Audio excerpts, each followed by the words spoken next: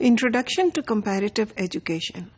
Before we move into the introduction of comparative education, let us know what education itself is, because education is not as simple as we all would like to think, but it has different aspects to it. So let's define education. What is education? Well, one way to describe education or to define education is to say that education is an ongoing learning process. It is an ongoing learning process that does not end with your dropping out of school or college or university, but it extends until your lifestyle, all over your lifespan. So हम जितनी देर भी जिंदा रहते हैं, we are being educated, although we are being educated by the culture itself and by our peers and socialized into the culture. This is also called education. So, what do we learn? क्या education वो चीज़ है जो कि हम schools वगैरह में learn करते हैं या चलें informal environment में learn करते हैं? तो वो है क्या जो हम लर्न करते हैं और जिसको हम एजुकेशन कह रहे हैं? Yes, education means literacy skills. Education means that you learn to read and write. और आप में literacy skills आती हैं, but that is only one part of education. The other part of education is being socialized and being informed about the values of the culture that you are living in.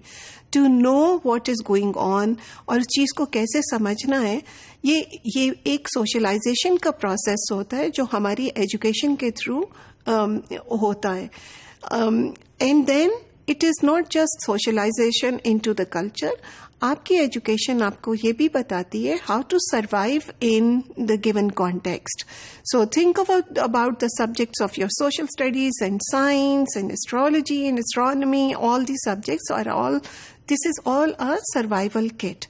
But these are only some of the functions of education, and we will talk about other functions later on. But first of all, let's look at ask the question whether education is a process or a product.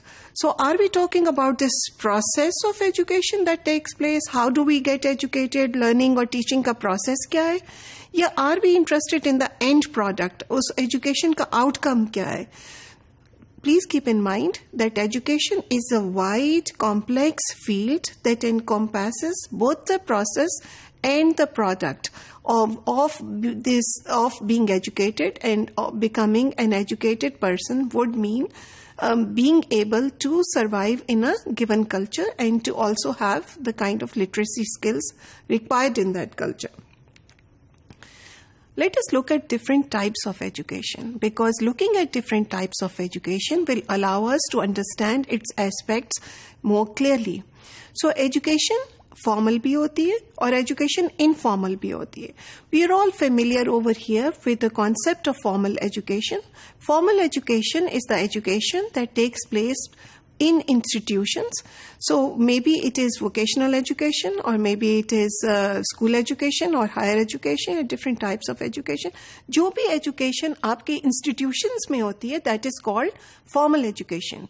And then there is informal education. That informal education is the education that takes place in your culture.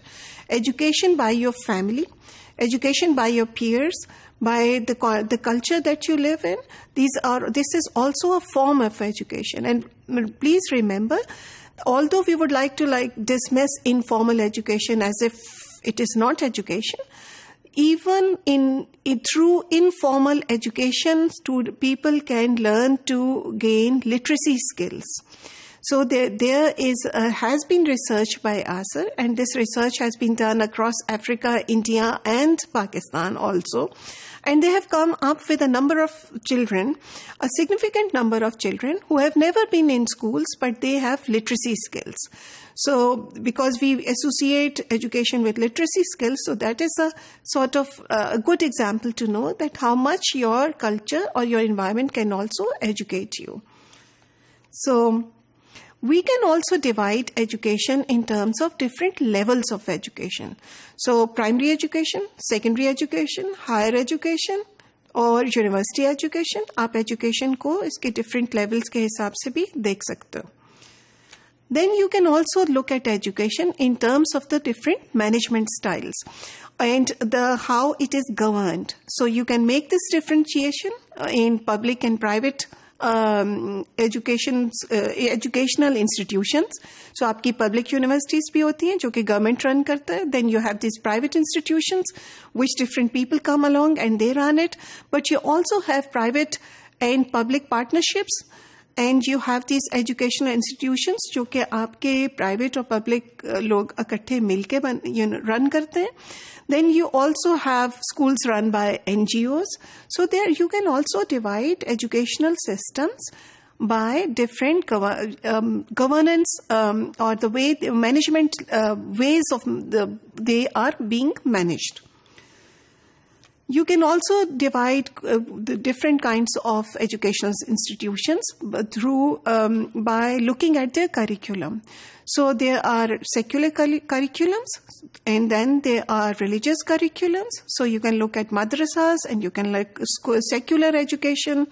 And then you can also divide somehow schools also by the examination system they follow.